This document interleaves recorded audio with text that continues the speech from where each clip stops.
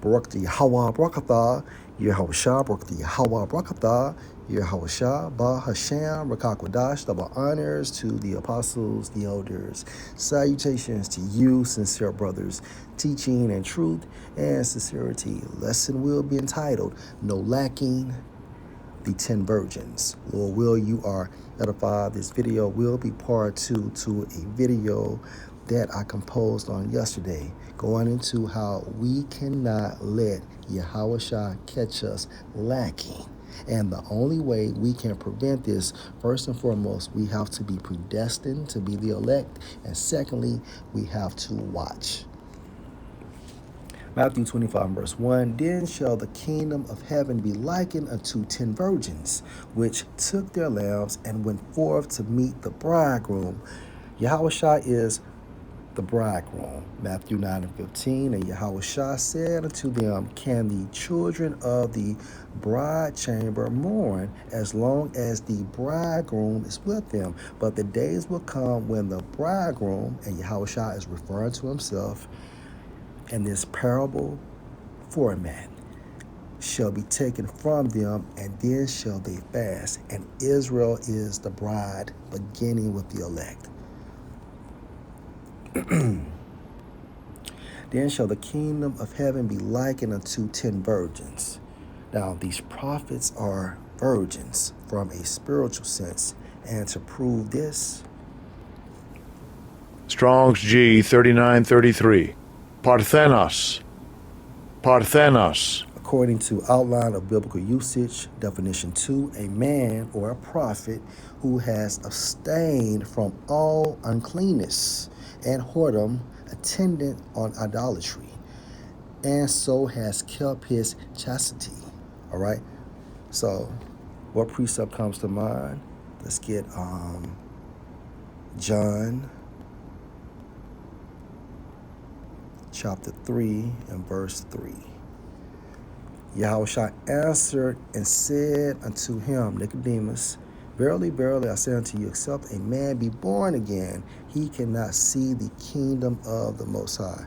And after the process of being born again, right, that man has a clean slate from a spiritual standpoint. And therefore, now at this point, he has abstained from all uncleanness, going into spiritual fornication, right? So when you jump down to 2a, one who has never had intercourse, spiritual intercourse with women. Women are other philosophies, right? And Proverbs, the 5th chapter. Okay, read that. Let's go back. Then shall the kingdom of heaven be likened unto 10 virgins, which took their lamps and went forth to meet the bridegroom. Lamps, according to the Greek.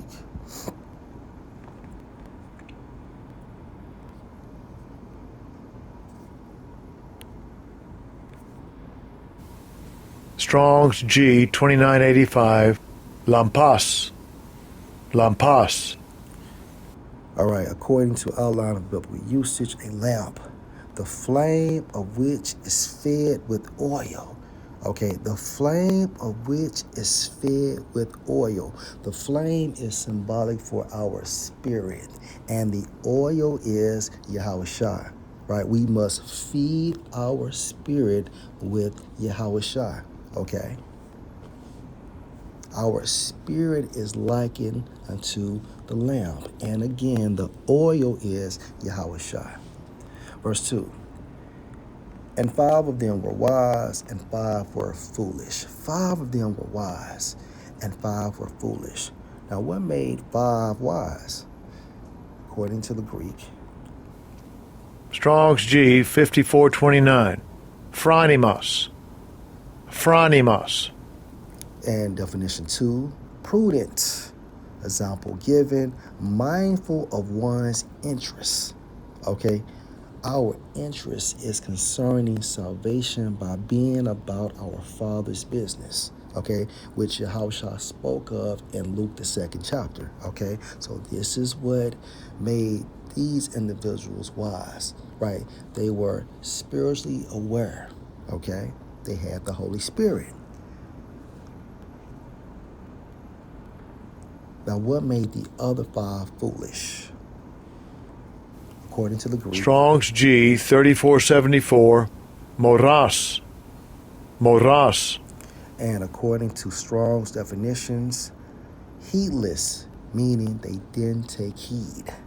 They were blockheads. And when you go into that term impious, which means godless, these individuals, okay, neglected and despised what related to salvation. They were lukewarm, okay? They were lukewarm.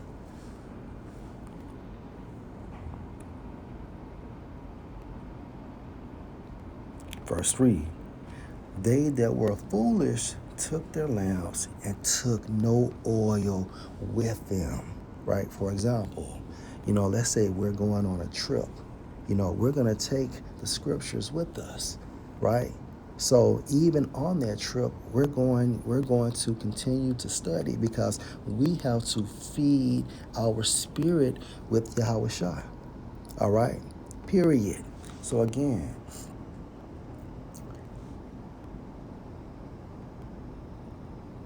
they that were foolish took their lamps and took no oil with them. They didn't use their time wisely, right? Let's go to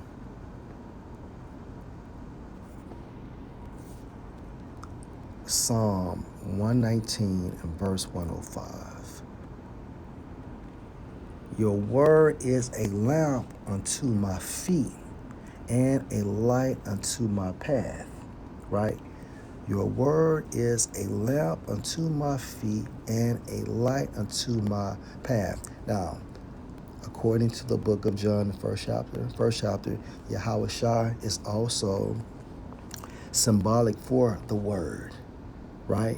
And to further prove that, Psalm 40 and 7. Then said I, lo, I come in the volume of the book. It is written of me. So Yahweh Shai is the scriptures. Okay? From a symbolic standpoint, Yahweh Shai is the scriptures. And let me get that in John, the first chapter.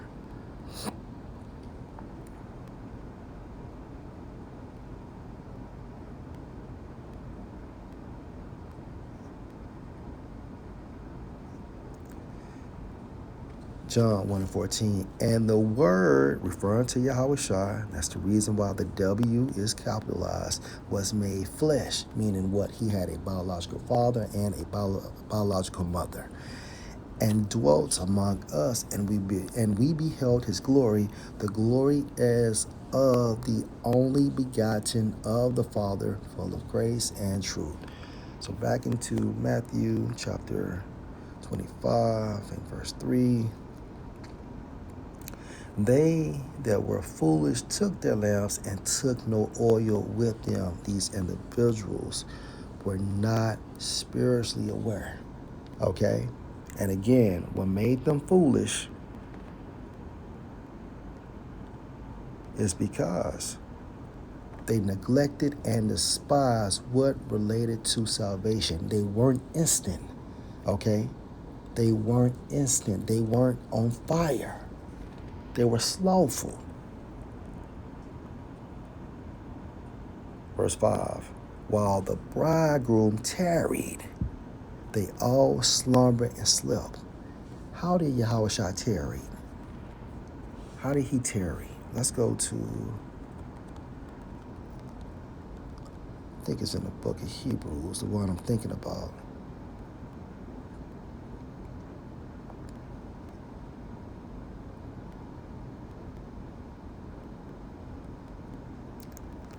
Hebrews 10 and 12. But this man, after he had offered one sacrifice for sins forever, right?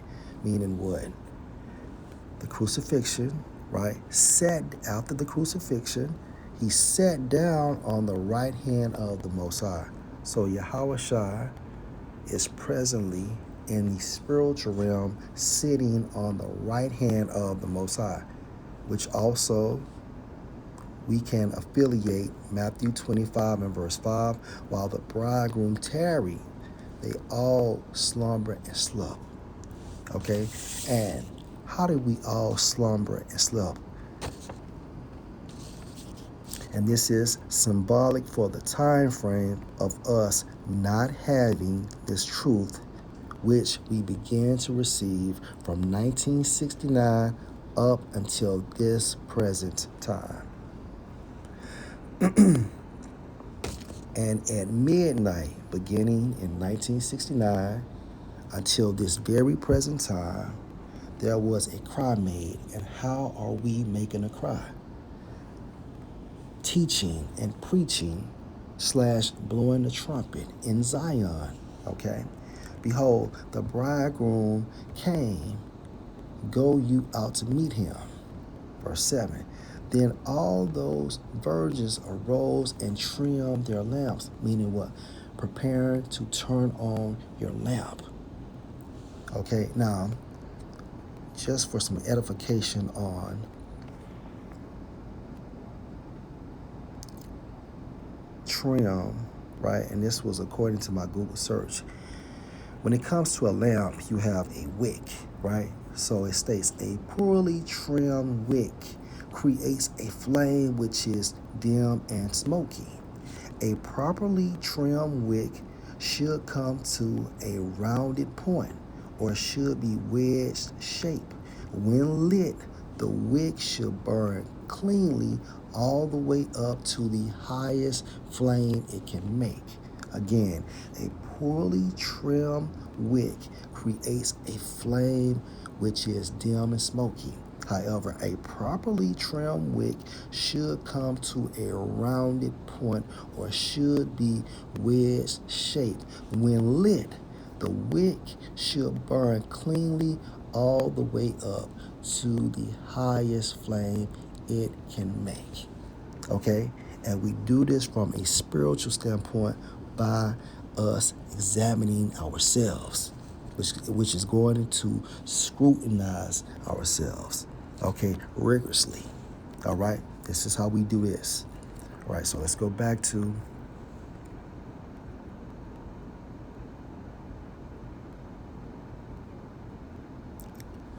verse 7. Then all those virgins arose and trimmed their lamps. And if I can make a point in verse 6, Matthew 25 and 6, and at midnight there was a cry made. And according to my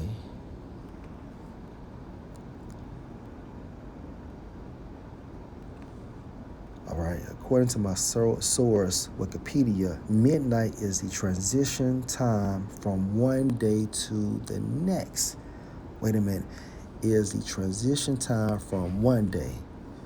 Okay, so going from Esau's kingdom into Yahushua's kingdom. Again, going from Esau's kingdom to Yahushua's kingdom, hence midnight. All right, let's continue.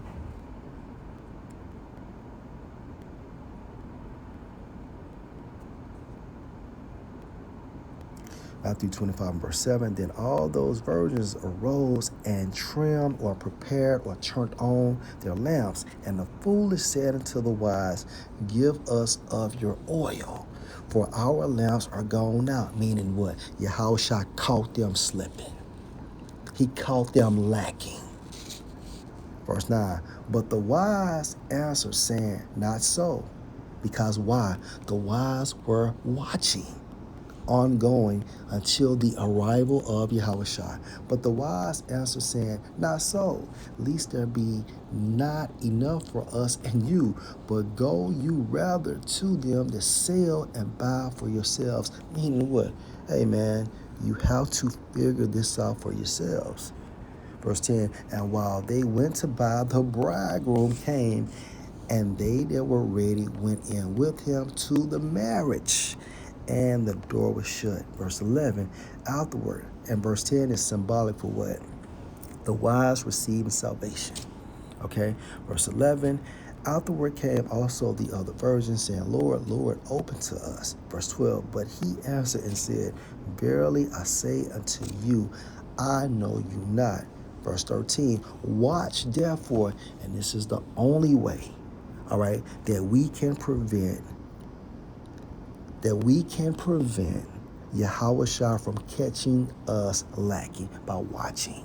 Again, Matthew 25:13. Watch therefore, for you know neither the day nor the hour wherein the Son of Man come.